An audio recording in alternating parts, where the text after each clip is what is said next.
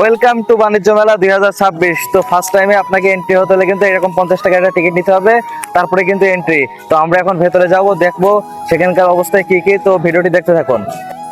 এটাই হলো বাণিজ্য মেলার মূল এন্ট্রি গেট, যেখানে কিন্তু কড়া সিস্টেম দিয়ে কিন্তু রাখা রয়েছে। সো শুক্রবার যেহেতু ছিল দিনটি, প্রচুর পরিমাণ লোক কিন্তু এসেছিল। তো এখানে এসে কিন্তু অলরেডি সময় টিভি নিউজে কিন্তু একটা সাক্ষাৎকার দিয়ে দিলাম।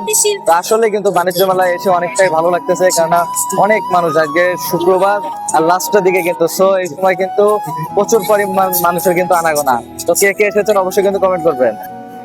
তবে এবার বাণিজ্য মেলার মূল আকর্ষণই কিন্তু ছিল এই চায়না রাবার ব্যান্ডগুলো। তাছাড়া পাশাপাশি কিন্তু অনেক ব্যাটারি চালিত মোটরসাইকেল বা কার কিন্তু তারা শো করছিল আগামীতে বাংলাদেশের মার্কেটে আনার জন্য। এমনকি বাণিজ্য মেলা আর অনেক জিনিস কিন্তু এখানে অ্যাভেলেবেল রয়েছে, যা আপনারা না আসলে কিন্তু বুঝতে পারবেন না।